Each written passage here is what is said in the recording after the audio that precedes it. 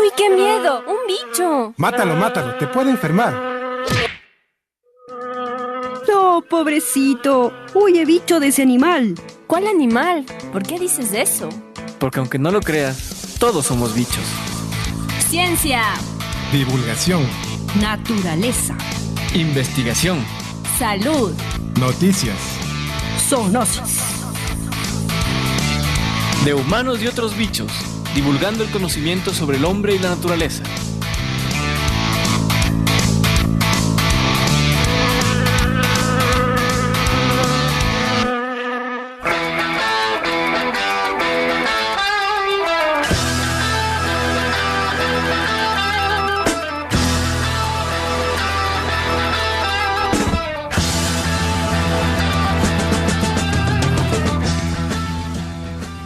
Muy buenos días, estimados internautas radioescuchas. Les saludamos desde la radio universitaria online. Bienvenidos a una hora dedicada a la divulgación de la ciencia en esta nueva emisión del programa de Humanos y otros bichos.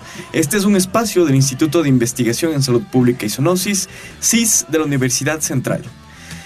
Empezamos el programa con una frase de la primatóloga inglesa Jane Goodall, considerada la mayor experta en chimpancés. Hoy día somos nosotros, los seres humanos, los culpables de que haya cada vez más especies en peligro de extinción. Buenos días y bienvenidos. Bienvenidos al programa del día de hoy. Hoy les acompañaremos de 10 a 11 horas. Jimena Pérez, Elizabeth Mindao, Sandra Enríquez. Franklin Vaca. Y Alfonso Molina. y todos los amigos del CIS.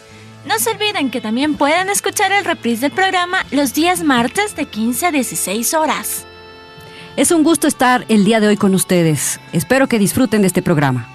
disfruten mucho el programa del día de hoy. Radio Escuchas, bienvenidos. Buenos días, internautas, bienvenidos. Gracias por sintonizarnos y disfruten del programa de hoy.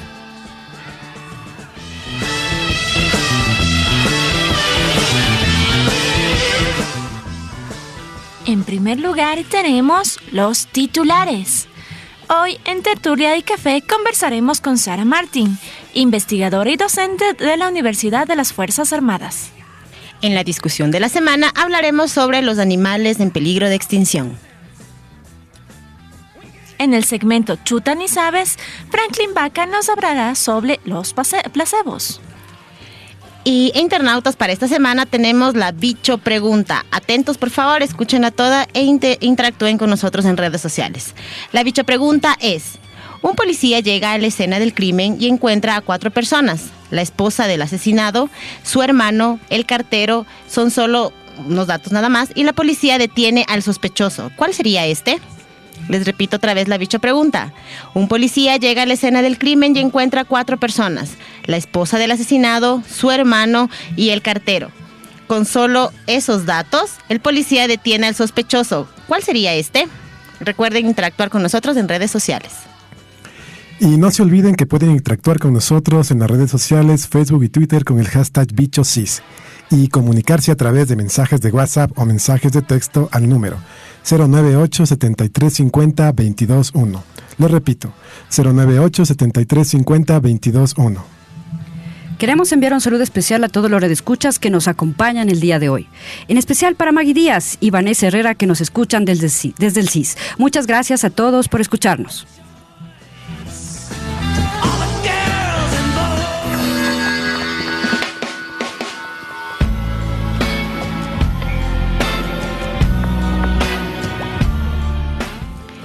En nuestro segmento de hoy en Café y Tertulia tenemos a Sara Martín.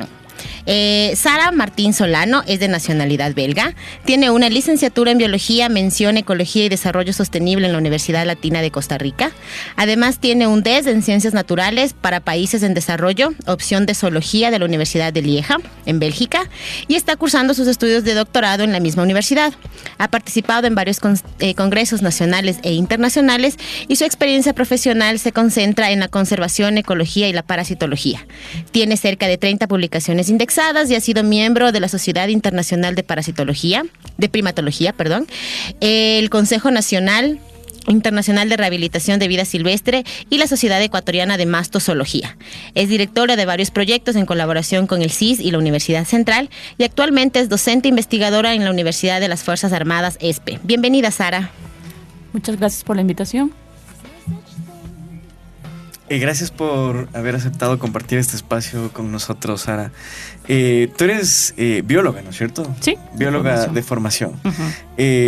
¿Por qué bióloga? ¿Por qué te interesaste en el área más bien de las ciencias de la vida? Bueno, desde pequeña mis padres nos sacaban a pasear a todo lo que eran las reservas biológicas en Costa Rica. Entonces de ahí nació, digamos, el interés por la biología y bueno, y Costa Rica que se caracteriza por la parte de la conservación, entonces sí. No hubo dudas, claro, me imagino viendo los paisajes de Costa Rica no te quedó dudas. Sí, no. Y el acceso a la fauna en las reservas biológicas hace que uno se interese rápidamente por la biología. Tú has desarrollado tu carrera en relación a los primates, sí. ¿no? ¿Por qué? Bueno, en realidad empecé con toda la parte de herpetofauna, yo creo que como la mayoría de biólogos. Fascinados por las ranitas. Sí, fascinados por las ranitas, exactamente. Y luego, cuando fui a Bélgica a hacer mi maestría y el doctorado, pues buscaba colaboraciones con países en desarrollo, en realidad, porque esa era mi formación, mi maestría. Y toqué la puerta de una profesora, una primatóloga, que estaba en el departamento de comportamiento, y me dijo que tenía varios proyectos en la India, en Tailandia, y justamente me dijo, mira, tengo uno en Ecuador. Entonces yo dije, bueno, la verdad es que África está fuera del panorama por todos los problemas sociales que tienen. Entonces dije, sí, ¿por qué no? Y tenía un proyecto, un contrato con la Universidad Central del Ecuador. Entonces fue así como se hizo la primera conexión. Entonces yo dije, bueno, ¿y primates por qué no? Porque en Costa Rica tenemos acceso bastante a los monitos. Entonces dije, sí, ¿por qué no? Me interesa ese proyecto. Y entonces vine y hice una estancia de investigación durante 3 meses en la estación Yuri Yuri Kausai de aquí de la Universidad Central. Y con esa experiencia preparé todo lo que era el proyecto de doctorado y con lo cual me dieron la beca para realizar el doctorado aquí en Ecuador. Y desde entonces, desde esa primera puerta que se te abrió, Ecuador ha seguido abierto para ti. Exactamente, sí, ¿no? Aquí en Ecuador me quedo hasta que termine mi profesión. Incluso aquí te casaste, ¿verdad? Sí, entonces justamente siempre decimos con mi esposo que por los primates llegamos a estar juntos porque también otro primatólogo. Otro primatólogo, exactamente. Los monos los unieron entonces. Sí, exactamente. Dentro de la primatología tú te has interesado en la conservación, ¿no es cierto? Conservación y parasitología principalmente, exactamente. ¿no? ¿Nos podrías contar, y les podrías contar a nuestros radioescuchas, a qué se refiere la conservación? Bueno, la conservación es una rama interdisciplinaria en realidad. Pueden haber sociólogos, antropólogos, economistas y evidentemente entonces biólogos, veterinarios, inclusive hasta médicos, justamente por esta interdisciplinaridad que tiene.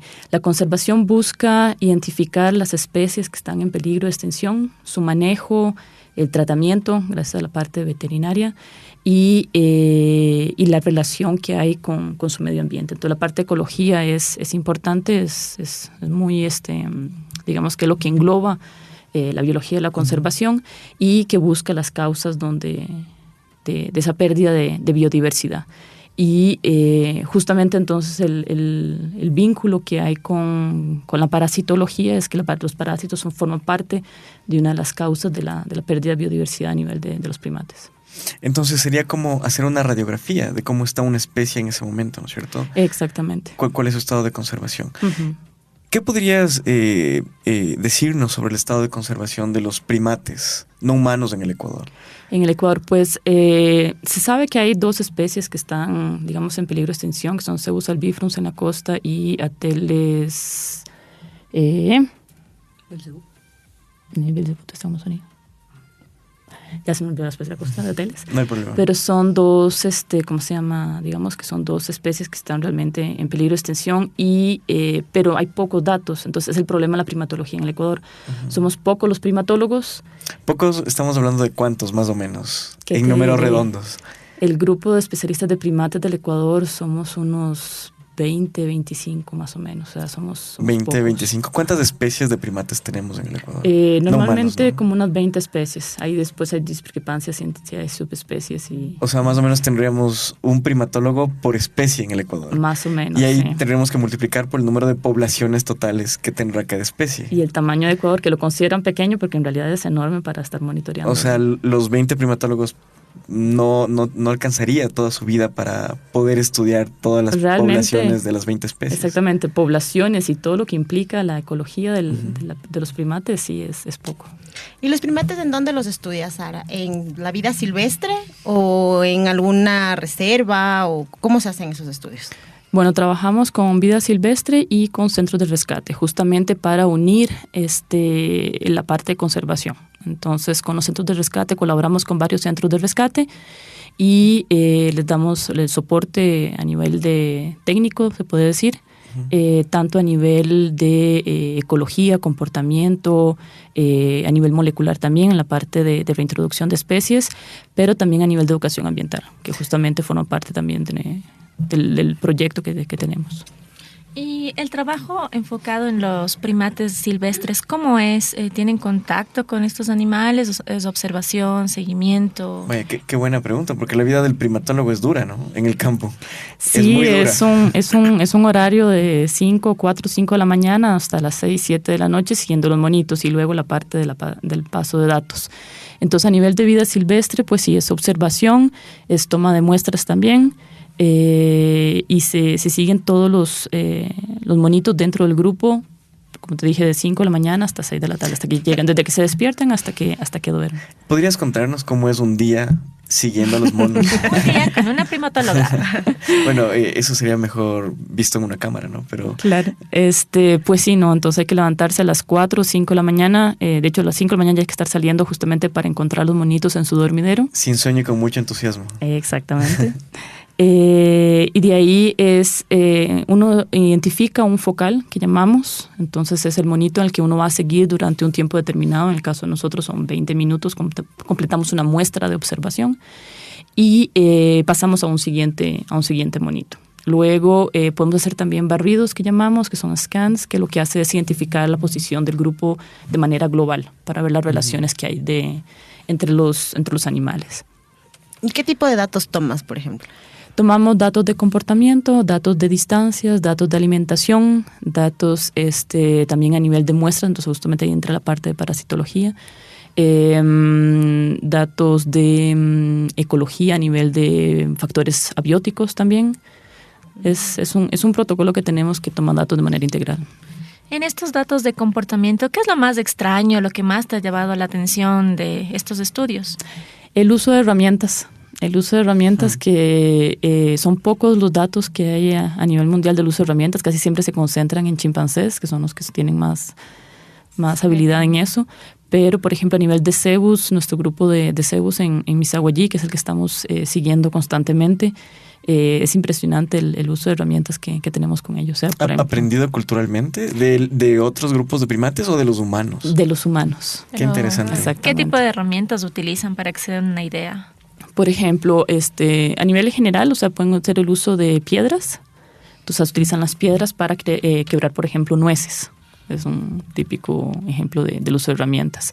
Puede ser el uso de herramientas también tener un pequeño palito de madera y buscar hormigas o termitas, cuestiones así. Hasta cosas más antropológicas, o sea, más influenciables, como un encendedor, por ejemplo. Wow. Utilizar un encendedor. ¿Tú lo has visto eso en Misaguallí? Sí. Vaya. Bueno, yo he escuchado que en Misaguallí hay bastantes problemas por estos monitos, pues mi familia una vez fue de paseo allá, me contaba que se robaron un monedero y que se subió al árbol y parecía que se reía el mono, le veía desesperado, como que dame mi monedero, y el mono lo que hacía era de lanzarle monedas por monedas, se le lanzaba una, lanzaba otra y así, pero no le quería devolver el monedero. O sea, ahí creo que sí hay un pequeño problema de la interacción. Tal vez la crueldad también la aprendió de los humanos.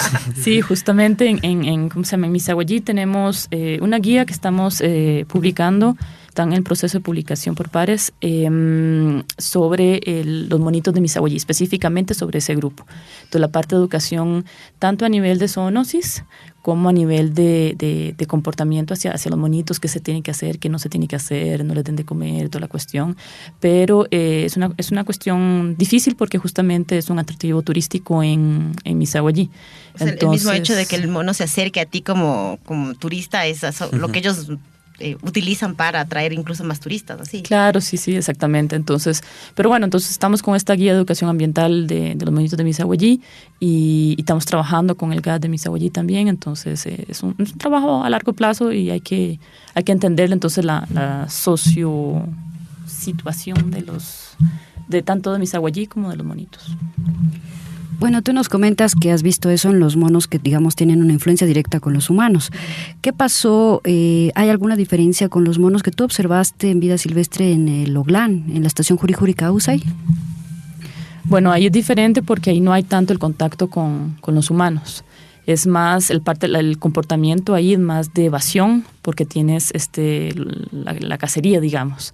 Entonces ahí sí es más un comportamiento de evasión y son comportamientos, el uso de herramientas es más natural. O sea, igual hay uso de herramientas, pero es más natural. Sin embargo, en el Oglán no observamos directamente, o sea, teníamos unas muestras, pero más poblacional, o sea, de observación poblacional, más no de comportamiento de cebus, que digamos que cebus son los que realmente son los homólogos a los chimpancés en África y el uso y la parte cognitiva de un cebus es impresionante de cómo reaccionan ante el humano o el uso de herramientas, o sea, son pilas.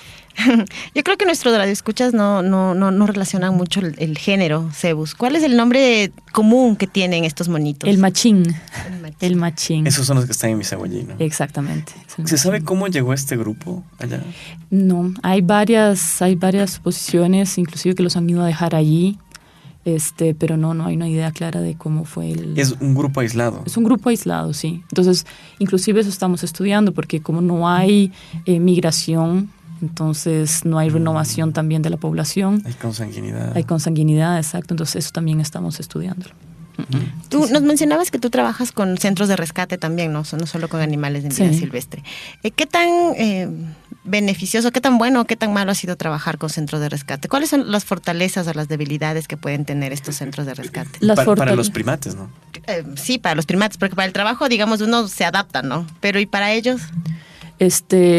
Para ellos, bien, o sea, en el sentido que los centros de rescate tratan de mejorar, digamos, la calidad de vida que han tenido, porque la mayoría es por tráfico de especies. O sea, muy pocos han sido encontrados en la vía, atropellados o algo así. Más que todo ha sido por tráfico de especies. Entonces, digamos que de pasar a una jaula, de pasar encerrado en una casa, a pasar a un centro de rescate, pues la calidad de vida ha mejorado bastante. Entonces, las desventajas es que lamentablemente, como la situación de todos los centros de rescate, yo creo a nivel general en América Latina, la falta de apoyo a nivel de personal, o sea, hay muy poco personal, trabajan con muy pocas personas. Entonces eso hace que pues no logran, o sea, primates es una especie, yo velaría por los primates, pero tenemos en un centro de rescate muchas especies y no se pueden estudiar todas al mismo tiempo por justamente la falta de personal. Entonces ese es el apoyo que tratamos de darle a los centros de rescate. ¿Los animales que han estado en centros de rescate se pueden reintroducir en la naturaleza? Bueno, ¿Ha habido casos en Ecuador? Sí, hay un caso de Yanacocha. Ellos lograron reintroducir un grupo de saimiris. Hay otro caso, el amazónico también, que queda en el Tena. Ellos han logrado también, ellos tienen una extensión muy grande de terreno. Entonces han también logrado reintroducir especies. Pero de manera general es difícil. Como les digo, los machines es muy difícil porque ellos tienen la impronta de que tienen que estar en contacto con los humanos. Exactamente. O sea, si ellos ya tuvieron contacto con humanos, va a ser muy difícil quitarles esa idea que tuvieron exactamente. Las demás especies es un poco más fácil. Hay también especies que son difíciles de criar en cautiverio, por ejemplo, los aulladores. Esos son muy difíciles porque su dieta es, más que todo, se basa en un gran porcentaje en hojas. Entonces es más difícil mantenerlos en cautiverio. Pero si no, las demás especies son fáciles de reintroducir. Claro, está siguiendo todo el proceso de liberación. Cuando estás en el bosque siguiendo un grupo de primates, de monitos, ¿cuántas horas pasas mirando hacia arriba? Mirando, porque tú estás en la parte baja del bosque, ¿no? Y los monos estarán a 15, 20, 25 metros de altitud. Sí, exactamente, pasamos, Dino. Muchas horas. Muchas horas, si acaso tienes un tiempo para el almuerzo y sigues observando. Y también estás tomando muestras de heces, ¿no es cierto? Sí, los monos. también tomamos muestras ¿Cómo de lo heces. haces? Se toman, bueno, es una técnica que es muy buena porque es una técnica no invasiva, entonces no necesitan uno sedar al mono. Entonces uno observa, va siguiendo al mono y apenas hace su deposición, pues se toma la muestra, evidentemente con todas las medidas de bioseguridad a nivel de guantes, con frascos que estén esterilizados, y las muestras se almacenan dependiendo del estudio que se va a hacer, ya sea de parásitos o a nivel molecular.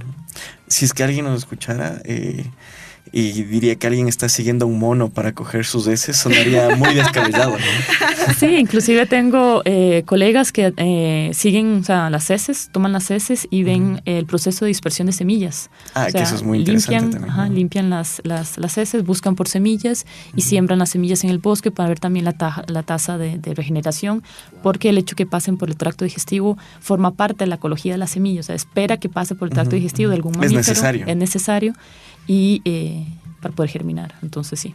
Wow. Y ahora se usa otras tecnologías también para estudiar monos, el usar registro satelital con GPS o de pronto utilizar drones para seguir también poblaciones de monos. ¿Se está haciendo eso? Con drones no he sabido, a nivel satelital sí, que es justamente, pero ese... digamos que pones el chip de GPS, lo pones en alguno de los individuos para no tener que sedar a todo el grupo, sino que pones a uno del grupo. Entonces tendrías que sedarle a ese que le vas a colocar. Exactamente. El chip, ¿no? Ajá. Entonces puede ser a manera de chip, pero no ha funcionado muy bien porque el cuerpo tiende a expulsar el chip. Y lo mejor son los collares, que también tienen sus defectos porque dicen que son peligrosos porque los monos pueden quedarse pegados en algún árbol, cuestión, pero entonces hay collares especializados para los monitos. Y entonces sigues por medio de... luego en la oficina se puede hacer el monitoreo de cómo se va moviendo, ¿no? En tiempo real. Exactamente. El grupo de pero monos. perderías datos, porque en realidad estarías solamente haciendo la parte de rangos de distribución. Claro. Tú no estarías tomando datos de comportamiento. Te estarías perdiendo toda la diversión. Exactamente. Entonces la idea de estos chips, de estos GPS en miniatura para buscar a los monos, es que se te haga más fácil volver a encontrar tu grupo también al día siguiente. Entonces que no tengas que estar perdiendo mucho tiempo en la búsqueda del mono si es que por algo razón te levantaste un poquito más tarde y no se encontraste en el dormir. ¿Qué tan común es que se habitúe el grupo de monos al observador? Dependiendo de la especie. Depende de la especie, porque eso es muy reportado en chimpancés, ¿no? Sí. Al inicio hablábamos de Jane Goodall, que es la mamá de todos los primatólogos. Sí, dependiendo de la especie. Hay unos que pueden ir hasta 1 año, 2 años, 3 años inclusive. Hasta que se habitúen a que tú estés ahí en su entorno. Sí, es un montón de tiempo de inversión, ¿no? Sí, por eso no es... Bueno, la rama de la biología no es, digamos, no es de lucro. Hay que trabajar bastante para... Eso sí lo tenemos muy claro. No es de las ciencias en general. A las ciencias en general no es de lucro. No nos vamos el amor a la ciencia nada más. Exacto. Como dijo Elizabeth en tu introducción, tú pasaste una parte de tu vida en Costa Rica, en Ecuador, en Bélgica. ¿Cómo te ha enriquecido estas experiencias, tanto en la parte profesional como en la parte personal? Bueno, en la parte profesional definitivamente Costa Rica me dio la visión de la conservación, que digamos que esa era la idea que veníamos trayendo para Ecuador. Un paréntesis ahí. ¿Cómo ves la educación en conservación que se da a los niños en Costa Rica, la educación ambiental? Es bastante fuerte. O sea, de hecho, llegas al aeropuerto y ya tienes todo un montón de diapositivas. O sea, es como un marketing. O sea, Costa Rica vende su país a nivel de conservación. Entonces, los niños están apropiados de esa idea. Claro, sí. Algo que lamentablemente no vemos acá, ¿no? No, pero bueno, la escuela la facultad, de filosofía tiene un buen programa de ciencias biológicas, químicas y ambientales. Entonces, con ellos estamos trabajando bastante en la parte de educación ambiental. Okay. Entonces, de hecho, todos los que están saliendo están formados para la parte de educación ambiental. Entonces, qué bueno. Sí. Entonces, nos estabas contando de tu parte de Costa Rica, ¿no? Sí, Costa Rica dio la visión, digamos, de conservación. Bélgica dio la visión aparte de gestión, o sea, realmente la parte, por ejemplo, ya aprendí mucho de gestión a nivel de cacerías. datos que todavía América Latina no maneja, datos suficientes como decir, a ver, en estas épocas pueden ir a cazar, en estas épocas no pueden ir a cazar. Entonces, digamos, eso en Europa, digamos que ya lo tienen más claro, tienen más años, es claro, estudiando las poblaciones, más pequeño Europa también. Pero digamos que esa parte de gestión a nivel de medio ambiente me lo dio bastante Bélgica. Y a nivel de Ecuador, el trabajo de campo, que fue impresionante. O sea, desde que llegué el primer día a la selva, el trabajo de campo fue bello. O sea, ahí logré ver, por ejemplo, un jaguar en vida silvestre. Wow. Entonces, mientras estábamos monitoreando, estábamos en el río y se nos cruzó el jaguar. Así, eso es una fortuna que no todos hemos tenido. Sí, no, exactamente. Ni yo en Costa Rica jamás. Más difícil. Bueno, aunque tengo colegas que trabajan con jaguares bastante en Costa Rica, pero nunca se me pasó por al frente un jaguar. Aquí sí tuve esa oportunidad, venados, o sea, vi mucha fauna por el hecho de pasar mucho tiempo en el campo, que no hubiera tenido la oportunidad por nada más justamente pasar un día o dos en el... ¿Has hecho el cálculo cuántas horas has pasado en el campo? No. No, no, gracias. Muchas, ¿no? Muchas, sí. Bueno, para cerrar esta interesante conversación, Sara, quisiéramos que compartas con nuestra audiencia una anécdota de tu vida profesional. Que debes tener un montón. Sí, por ejemplo, la del jaguar ya es una. La del jaguar ya es una. ¿Qué más? Sí, en el bosque de Loglán, porque ahí llueve y llueve. Un día sí y otro también. Y otro también, exactamente. Y me acuerdo que estábamos con un pasante de Escocia y no paraba de subir el nivel del agua. O sea, ya estaba, ¿cómo se llama? ¿Cómo se dice cuando la tierra ya está totalmente... Sí, pero ya los niveles freáticos ya habían sobrepasado. O sea, empezó a subir el agua, pues dijimos, siempre cuando estás en el campo lo que haces es esperas a que termine de llover y sigues monitoreando. Uh-huh. Los monitos lamentablemente no puedes seguir monitoreándolos cuando está la lluvia. Es bastante difícil, pues que tienes que estar viendo para arriba. Pero dijimos, bueno, no, vamos a esperar. Ya sabemos que son lluvias pasajeras y ya seguía. Y seguía subiendo el nivel, cosa que llegó a la rodilla y dijimos, creo que ya es hora de bajar. Sí, y cuando llegamos al río, el río estaba a niveles impensables. Teníamos un puente en el que lográbamos pasar y el agua ya tocaba el puente y el puente estaba a unos 10, 15 metros de altura. ¿Pasaron o no pasaron? Sí, pasamos. O sea, cogimos el riesgo porque en realidad... ¿Era eso quedarte ahí? Debimos habernos quedado ahí. Porque con esos ríos que son muy caudalosos puede venirte un árbol, puede venirte cualquier cosa en esa corriente y nos pudo haber pegado perfectamente y vienen segundos. Entonces, en realidad no debimos haber cruzado. Son de esas cosas que se piensan en retrospectiva, ¿no? Sí, exactamente. Pero sí, o sea, son un millón de anécdotas que puedo tener del claro, campo. No, en el campo se vive de otra manera. Sí. A otro ritmo. Uh-huh. Muchas gracias, Sara, por haber compartido este espacio con nosotros y bueno, te invitaremos nuevamente para que nos cuentes los resultados de tu proyecto con los monos de Misahuallí, la parte parasitológica. Muchísimas gracias muy bien a ustedes por haberme dado el espacio. Y bueno, si es de tu interés, vamos a discutir en el siguiente segmento sobre la extinción. Yo creo que podrías aportar tus comentarios en la discusión. Perfecto.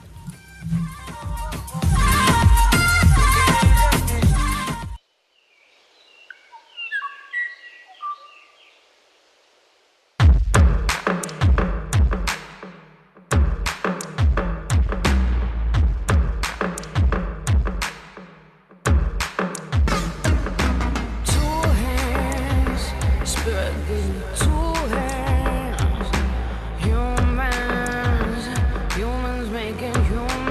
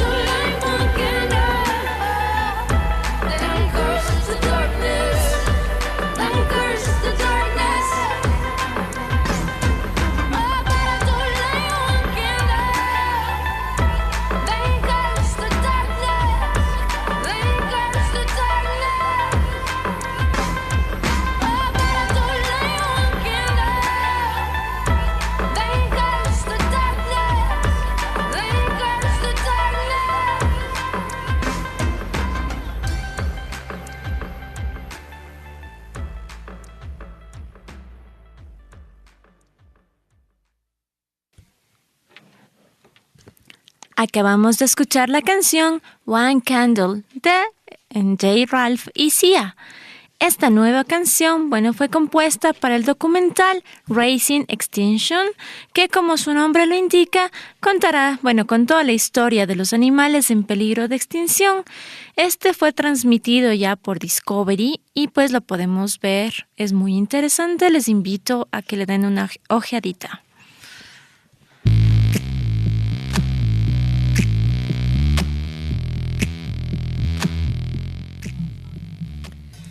Esta semana conversaremos sobre las extinciones, principalmente animales. La extinción es un proceso natural que ha ocurrido desde el inicio de la vida en el planeta.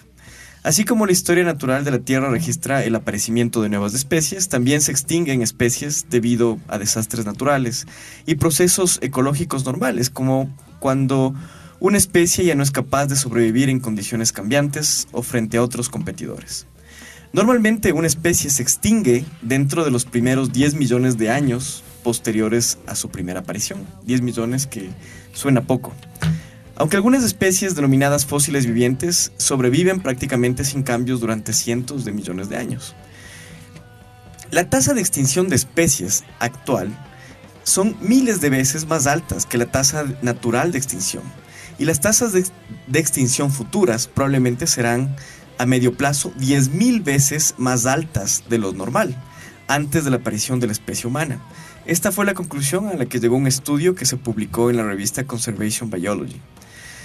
El resultado de esta investigación arroja que los cálculos más pesimistas conocidos hasta ahora pueden parecer tener razón. Desde la aparición de la especie humana, y en especial desde el uso masivo de la industria, el número de especies de seres vivos que desaparece en la Tierra ha crecido muy rápidamente, situándose claramente por encima de la tasa de aparición de nuevas especies. Es decir, son más las que se extinguen que las que aparecen, lo que se denomina una tasa de reemplazo. Un total de 27 especies se han declarado oficialmente extintas en el planeta en los últimos 20 años. lo que supone que el ritmo actual de pérdida de diversidad es 100.000 veces mayor que el que sería ocasionado por procesos naturales de extinción de plantas y animales. Las especies oficialmente extintas en el planeta, desde que la Unión Internacional por la Conservación de la Naturaleza comenzó a monitorear hace unos 40 años, suman ya 784 y otras 65 solo sobreviven en cautiverio o en cultivos. Qué terrible situación en la que hemos expuesto a nosotros a los animales. Y Ecuador no es la excepción. Lamentablemente en Ecuador también hay un libro rojo que muestra algunas especies en peligro de extinción.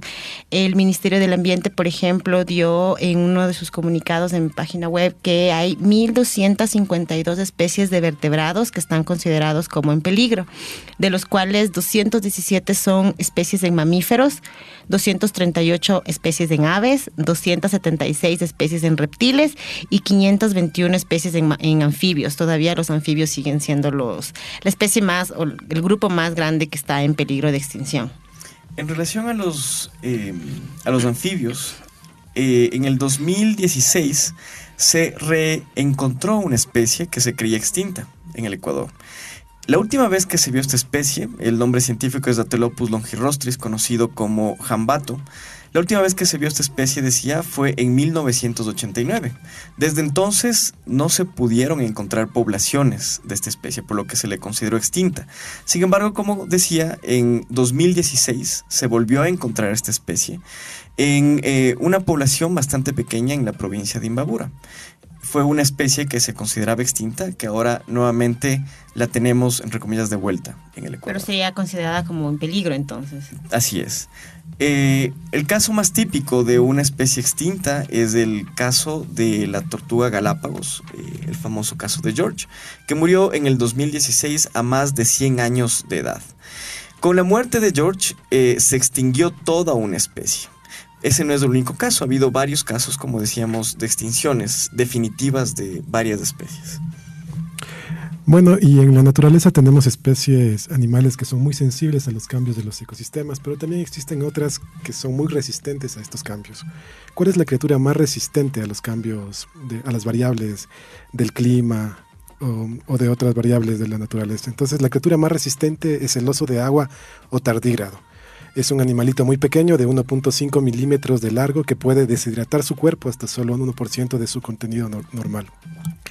Imagínense que ejemplares de tardígrados han sido hervidos a 150 grados centígrados y congelados en nitrógeno líquido, sin que se note ninguna lesión. Wow. Este animal puede sobrevivir a una presión de 6.000 atmósferas y en 2007 la nave espacial rusa Foton M3 puso como pasajeros a tardígrados en órbita. Después de 12 días de exposición al vacío, el frío y la radiación del espacio, no se habían limitado a sobrevivir. Habían puesto huevos y habían nacido sus crías. Este es un ejemplo de una especie animal que sería muy resistente a la extinción. Seguramente nosotros como especie ya no estaremos aquí y los tardígrados seguirán. Una vez leí que cuál era la mascota perfecta para las personas que no logran mantener ni un pez vivo y la respuesta eran los tardígrados. Bueno, ¿y qué dicen los científicos respecto al ser humano, no? A pesar de que pueblan vastas extensiones del planeta y se apropian de grandes cantidades de recursos naturales, los seres humanos no tienen más probabilidades de sobrevivir a la extinción masiva que las especies que actualmente están en peligro de extinción. Las especies más abundantes, como los seres humanos, corren el mismo peligro de extinción que las especies menos adaptadas y con poca población. Esto lo revela un equipo de investigadores de la Universidad de Leeds, en Reino Unido. Estos científicos examinaron los restos fósiles del periodo de la era mesozoica. En esta época, hace aproximadamente 250 millones de años, se produjo la mayor extinción ocurrida en la Tierra, pues desapareció el 80% de todas las especies. Esto permitió a los investigadores analizar la distribución de las especies en el planeta y las tendencias de su cambio. Luego compararon los resultados del análisis con las tendencias actuales de cambios en la biodiversidad y evaluaron el riesgo de extinción de estas especies.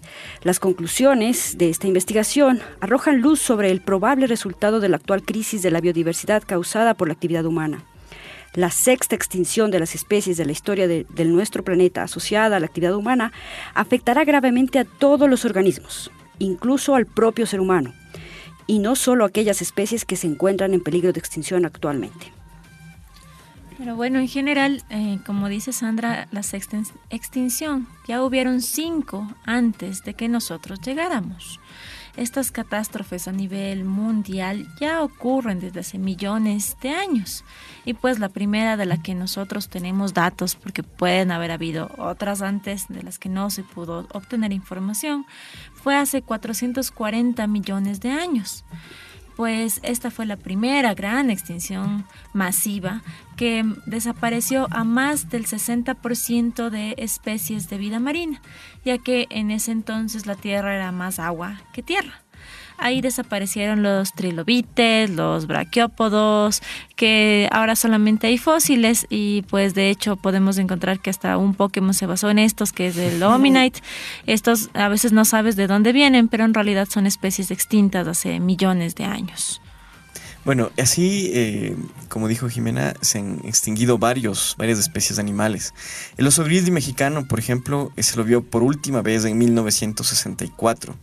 La tijerilla de Santa Elena, un pequeño insecto que habita en la isla de Santa Elena, en el Océano Atlántico, fue visto por última vez en 1967.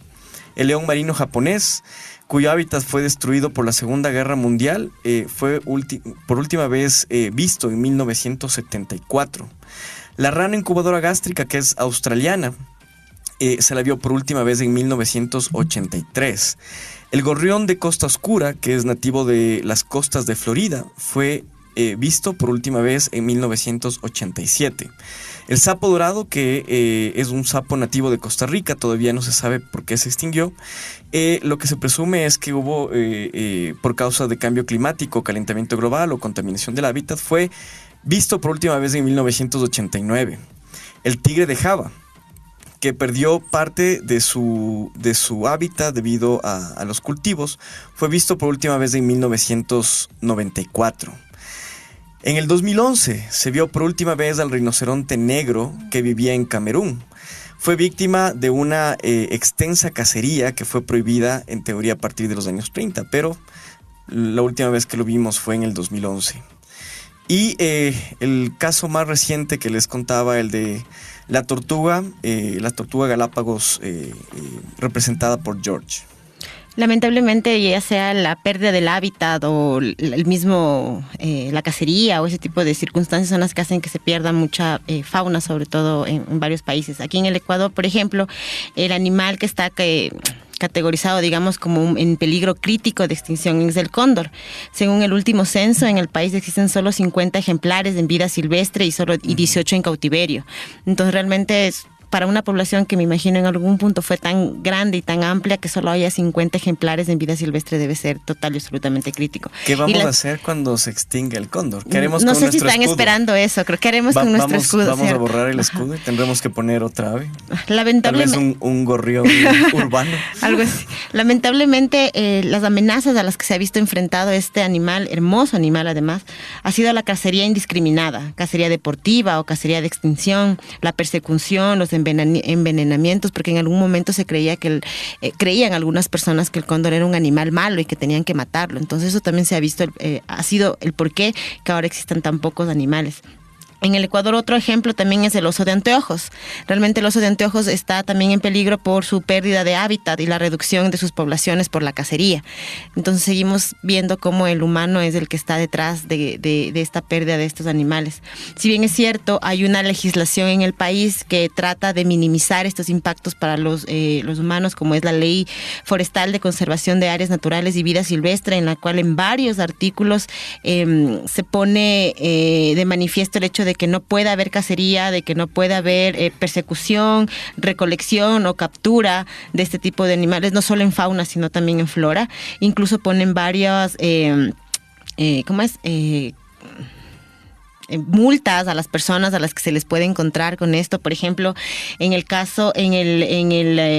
artículo 80 de esta ley dice que quien comercialice animales vivos o productos de fauna silvestre será sancionado con una multa de 500 a 1,000 salarios mínimos vitales generales. Habría que preguntar si es que alguien ha sido multado. A eso íbamos. A pesar de que hay una ley en la que se puede multar, incluso esto es sin tomando en consideración que esta persona puede ser incluso encarcelada, sigue siendo algo que no se pone ya como en práctica aquí en el país. Las especies que han sido consideradas extintas se les podría revivir de alguna manera, gracias a las técnicas de biología molecular y de ingeniería genética. ¿Se acuerdan del dodo? El dodo tan famoso por Alicia en el País de las Maravillas. Fue un ave que vivía muy tranquila porque no había depredadores en su hábitat natural en la isla Mauricio, hasta que el hombre llegó a él y arrasaron totalmente. Sin embargo, se tiene muestras de dodo y se está secuenciando el genoma del dodo pensando en volverlo a la vida. Otro caso es del tigre de Tasmania. Este marsupial muy curioso que vivió en Australia, Nueva Guinea, se lo vio por última vez en los años 60. Sin embargo, se ha secuenciado el genoma del tigre de Tasmania y ahora se considera que se le podría regresar a la vida y no es una especie totalmente perdida.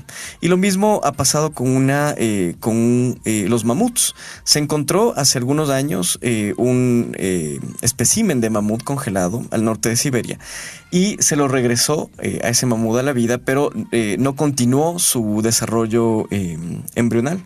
Se clonaron las células y llegaron hasta cierto punto del desarrollo, pero no siguió hasta su vida adulta. Entonces existe la tecnología para intentar regresar a la vida a las especies que se consideran extintas. Bueno, para mencionarles cuántos años han pasado desde la última extinción masiva, que fue la quinta, fue hace 65 millones de años, ya son bastante tiempo, es por eso que se cree que viene la sexta extinción masiva. Sin embargo, la quinta fue la más famosa, de la que más datos se tiene por ser la más cercana. Allí se extinguieron la mayoría o todos los reptiles gigantes, los famosos dinosaurios perdieron su vida. Pues de esas sí se tienen datos de que fue por un meteorito, un asteroide que cayó en Yucatán. Y de hecho todavía existe el cráter. Allí el mundo tuvo que empezar de nuevo y se demoró muchos años hasta que llegamos nosotros y al parecer estamos acelerando un poquito las extinciones. Sin embargo, como ven, el planeta es un organismo vivo, así que tiene eras, tiene muchas cosas que nosotros no podemos controlar. El famoso científico Stephen Hawking predijo que el cambio climático, los choques de asteroides cada vez son más frecuentes, las epidemias y el aumento acelerado de la población hacen que el estado de la Tierra sea cada vez más precario, por lo que la raza humana tendrá que comenzar a colonizar otros planetas dentro de los siguientes 100 años para evitar su extinción. Hawking advirtió que las posibilidades de que se extinga la humanidad en este periodo de tiempo son pocas, pero que con el paso del tiempo van a ir aumentando hasta el punto de convertirse en una certeza. Dice Hawking: espero que cuando llegue ese momento ya estemos en el espacio y hayamos colonizado otras estrellas. De esa forma, un desastre no significará el fin de la humanidad. ¿Qué tan buena idea puede ser colonizar otros planetas o devolver a la vida a estos animales que en algún momento se extinguieron? Desde el punto de vista ecológico creo que sería catastrófico.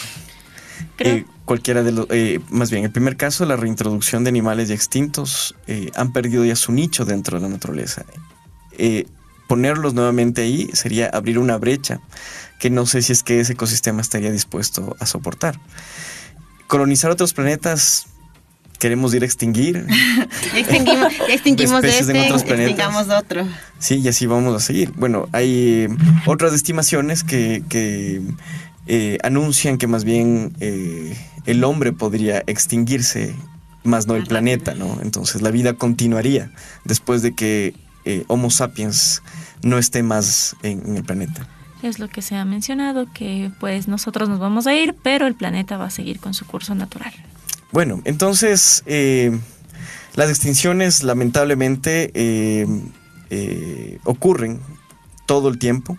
La ONU ha alertado que 150 especies, no solo animales, sino especies biológicas en general, se extinguen al día por culpa del hombre, muchas de las cuales ni siquiera han sido descritas y estudiadas. Como dijo Jimena, se trata de la mayor ola de pérdida biológica desde que desaparecieron los dinosaurios. Y lamentablemente, nosotros somos culpables. Hay que crear conciencia. Hay que hacerlo.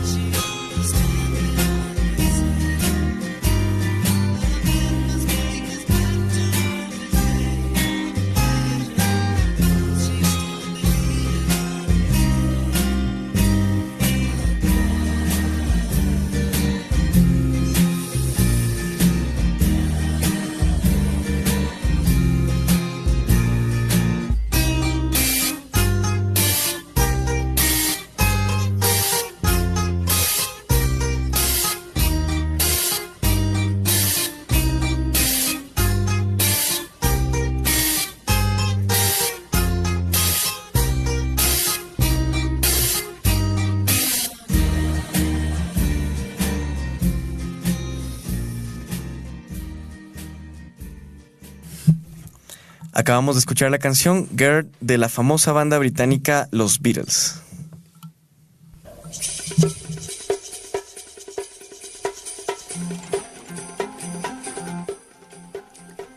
Y ahora continuamos con el segmento Tú tan y sabes, preparado por Franklin Baca, y les voy a dar una pequeña lectura de esto.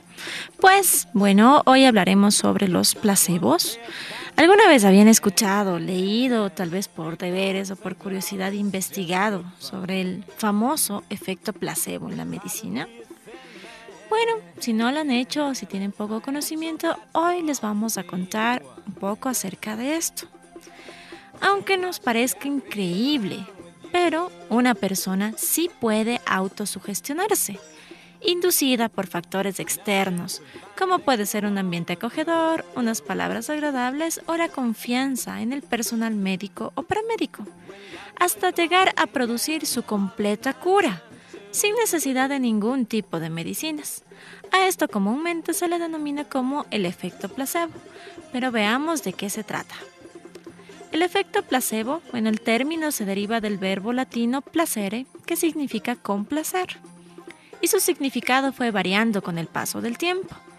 Así, durante la Edad Media se hacía referencia de este término a los lamentos de las mujeres, que acudían a lamentarse a los funerales, las llamadas plañideras, que más adelante se utilizó para nombrar a cualquier medicamento, hasta que a partir del siglo XVIII se empezó a utilizar para nombrar a todo aquello que simulaba ser un medicamento, pero no lo era.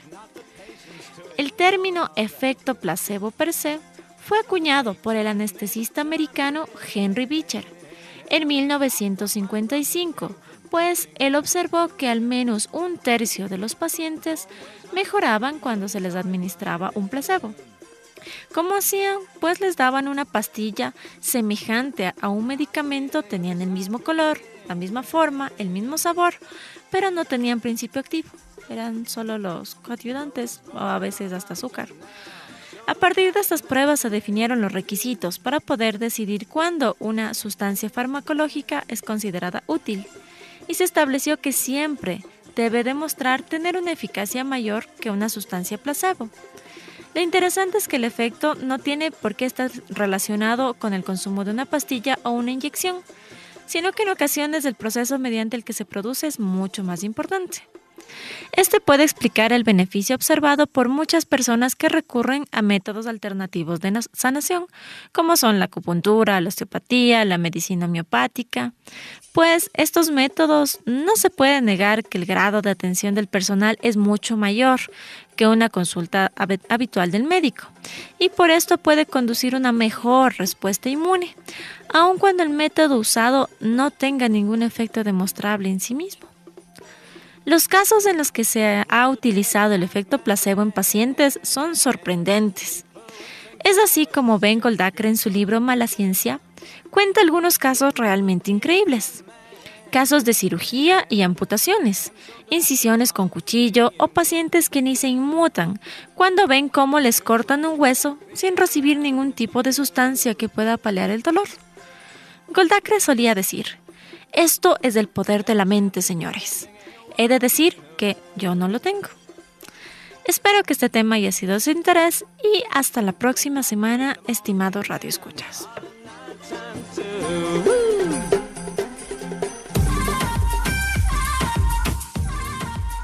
No se pierdan el programa de la próxima semana, donde tendremos interesantes segmentos y nuevos invitados.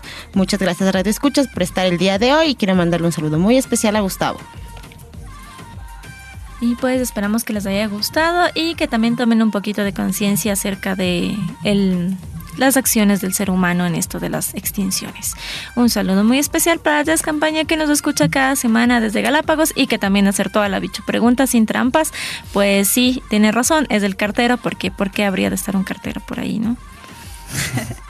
Bueno, ha sido todo por hoy. Los esperamos la próxima semana en una entrega más de Humanos y otros bichos. Ojalá que hayan disfrutado de esta hora de divulgación científica. Recuerden que pueden descargar la aplicación de la radio universitaria online en el Play Store de Google. Este programa además se retransmitirá el martes de 15 a 16 horas.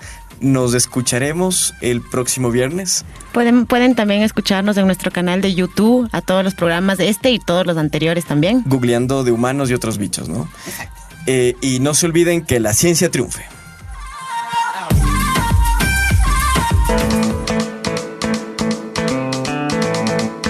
Esto fue De Humanos y Otros Bichos. Si te gusta la ciencia divertida, no te olvides de escucharnos. Todos los viernes de 10 a 11. Una producción de Radio Universitaria Online de la Universidad Central del Ecuador.